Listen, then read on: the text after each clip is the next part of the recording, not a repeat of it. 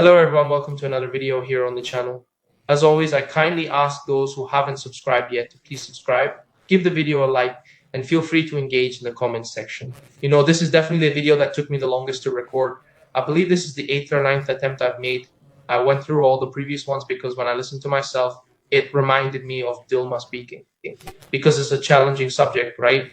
It's the topic that's quite simple to get mixed up about and end up not understanding anything I'm saying, so I cannot judge anyone who misunderstands it. Because it's a subject that's quite easy to confuse, it's really difficult not to create doubt in those who are listening. So, if this one is being aired now, it's because I managed to express myself as clearly as possible.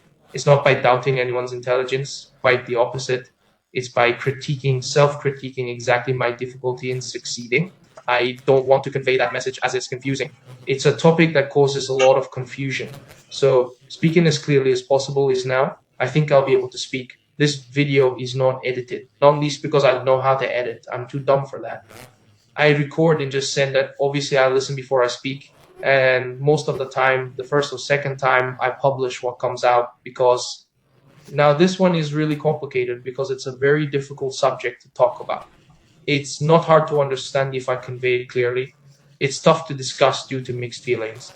So here we go. I see many people, not just on YouTube, my channel, and others, even non-red pill channels, relationships, laws against men, etc. channels typically discussing human behavior. Those neutron channels, which are neither blue pill nor red pill, are significant.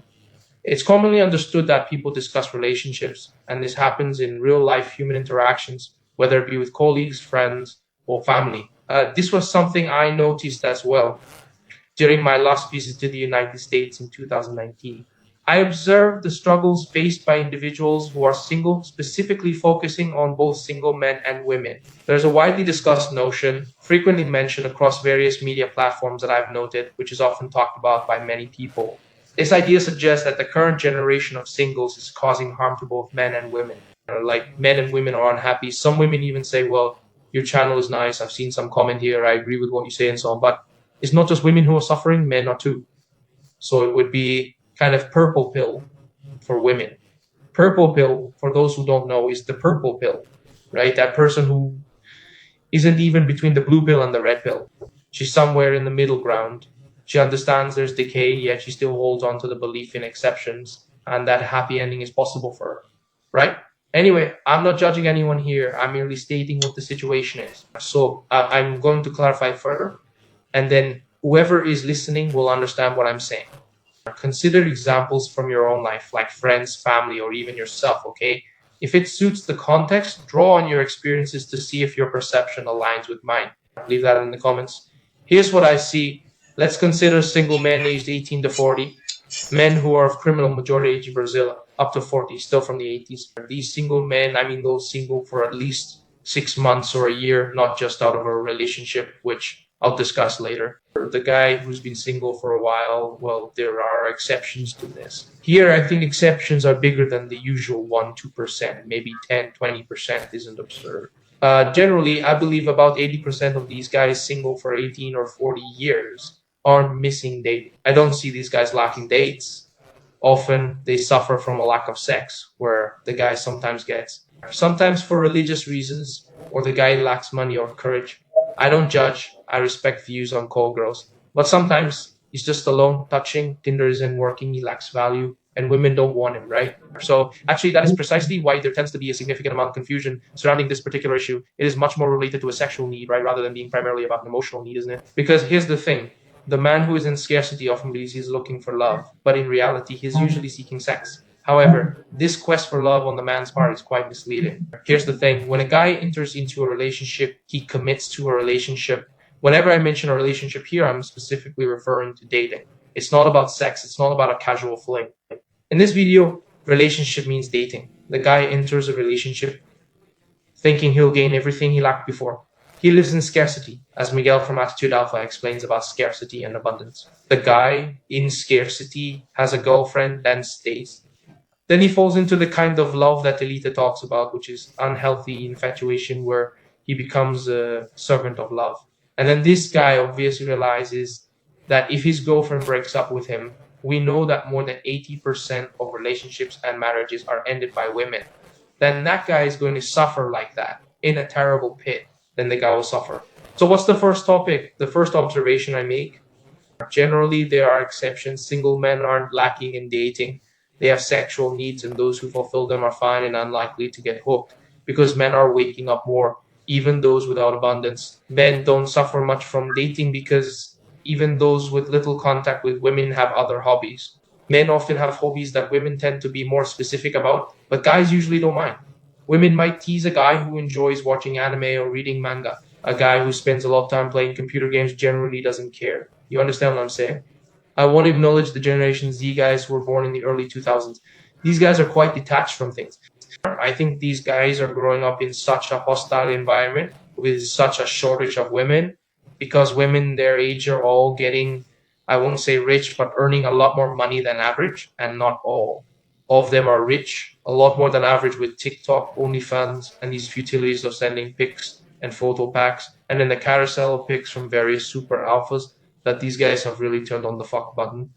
And those guys are living their lives over there, really enjoying their hobbies, and evolving.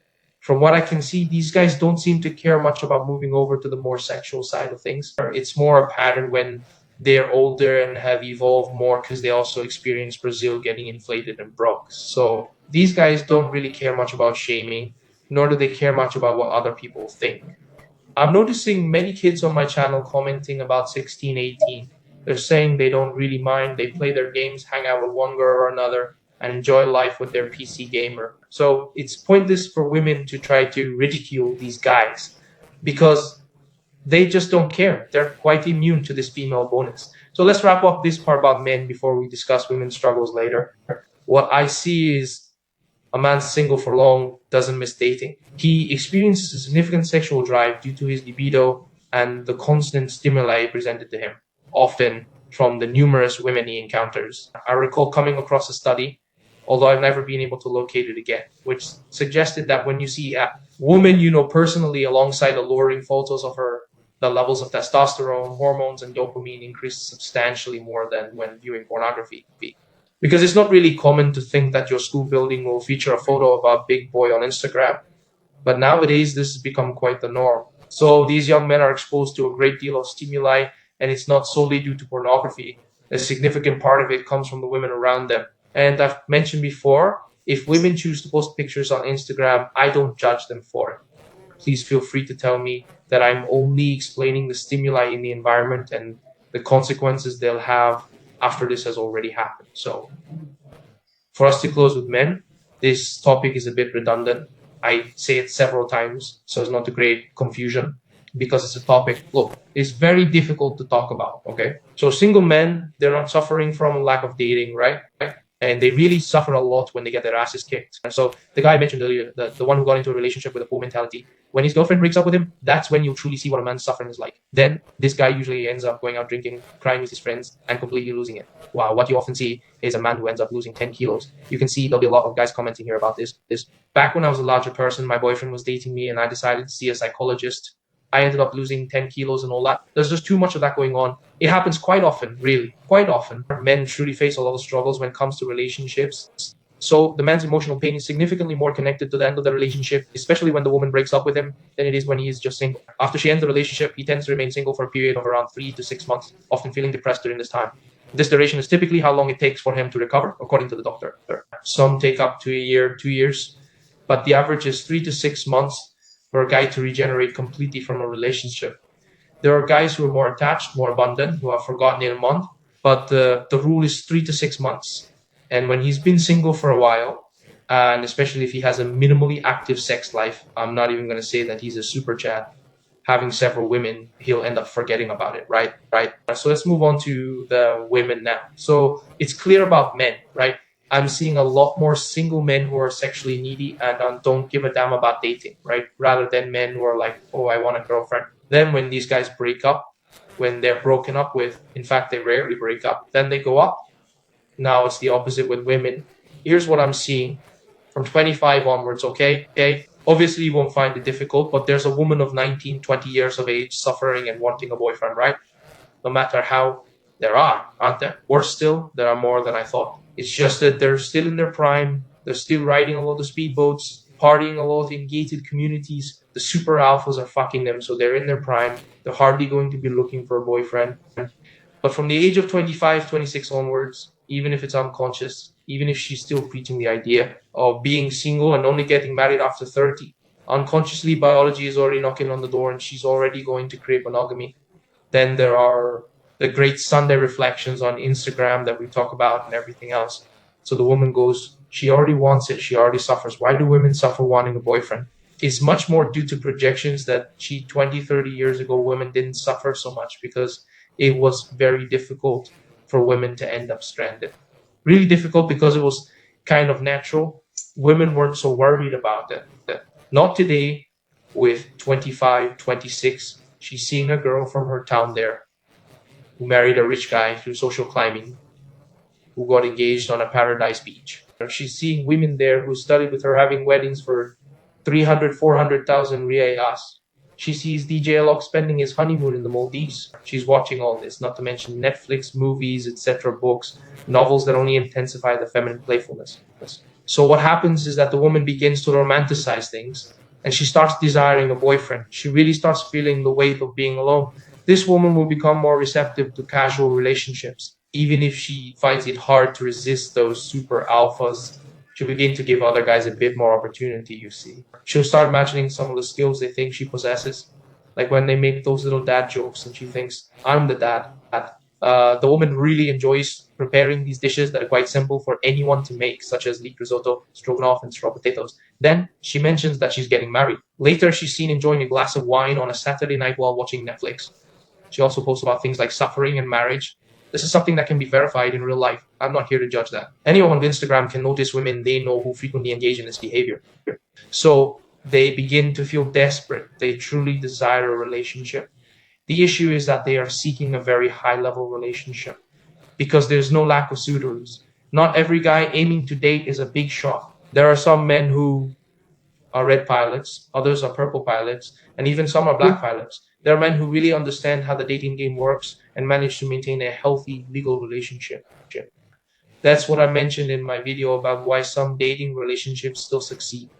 Women often fall into a cycle of wanting a boyfriend, and then things become complicated. The issue is women imagine high-level dating, and only a few guys in Brazil can offer that, and those who can usually aren't interested in dating her. These guys typically approach it, as a matter of probability, without judging the woman's character. It's purely about probability. If you take 100 beautiful middle-class women from grade 7 and above, 100 chosen randomly from different states across Brazil, those 100 women will generally be interested in like around 5 guys, more or less. So I think the hypergamy in Brazil was 95%, 5% after the crisis hit. It was never 80, 20%. It's always been unequal here. When the dollar was lower and no crisis, maybe 90, 10. Now it's 95, 5. So if there are 100 women who are only interested in 5 specific guys, and these men are going to take a considerable amount of time to decide to get married, and all that, it might happen that these 5 guys will still end up selecting, let's assume, women from this group of 100 that I mentioned earlier. As a result, you end up with 95% women who remain single, and these 95 single women, or they might have to lower their standards because it's increasingly challenging. The more pleasurable stimuli a woman has experienced in her life, whether it's through thousands of likes, trips, luxurious dinners, yachts, and so on, the more her brain has been affected. As a result, it becomes increasingly difficult for her to accept low-value war captains or low-value cats. It's about a woman mocked throughout her youth, born in the 70s, say 75. By 2005, at 30, she decided she wanted to marry. Living in a pre-smartphone era with Orkut, her emotions were calmer. Despite the teasing, she accepted a quieter guy. Now, not only are they not accepting it, but the quiet guys in middle school are becoming aware. So women begin to experience difficulties due to a lack of meaningful relationships. As a result, those who are dating, perhaps around the ages of 25 or 26, start to believe their boyfriend isn't quite good enough. If a woman decides to break up with you, man, unless there was a really scandalous betrayal or you did something extreme like assault her, it was probably a very shocking incident. Generally speaking, when a woman decides to end things, it's often because she feels it wasn't working out anymore, and she believes it's better this way. She might think, I don't want a relationship right now. These are the kind of vague excuses that women typically only give to guys who are middle class or considered to have lower value. You see, a woman will never say such things to a super alpha male, regardless of how aggressive or pimpish he might be, unless it's an extreme situation. And let me emphasize, extreme situations are exceptions and do not generally apply. However, it's important to note that the super alpha male often has a greater right to be a slacker boyfriend within the relationship. These kinds of arguments that women usually have with middle class guys are rarely seen with wealthier men. So to wrap up, since the video is running long and has exceeded the average duration, women end relationships with these men and don't feel any pain. This is because the men they leave believe they're not worthy of them. So women often decide to break up with these guys because they believe they'll find something better, or perhaps they want to be single for a period. Maybe she says it's out of self-love or some other reason. In short, it's always those vague explanations that women provide to guys of low or medium value when they decide to end things. They never give a precise reason. She'll never directly say, I ended it because I think I deserve something better. It's always wrapped in unclear terms. However, her friend might say that, yet she'll provide you with a rather vague excuse. The reason is that when a woman decides to end a relationship with you, she often still considers you as a potential future stepping stone. In her mind, she believes you won't evolve or change, thinking you'll remain a groupie. So when she decides to return, she expects you'll still be available. But then she starts to face problems because there are many guys out there. This guy in particular is likely to fall into a difficult situation. He will endure suffering, just as I mentioned in the first part of the video. But many of these guys are waking up, okay? Then the woman feels no remorse about her family because she thinks she'll find something better. And then she goes into a spiral of suffering and Sunday night Instagram depression. Because every weekend she's going to an event there, she starts going to the most elite places.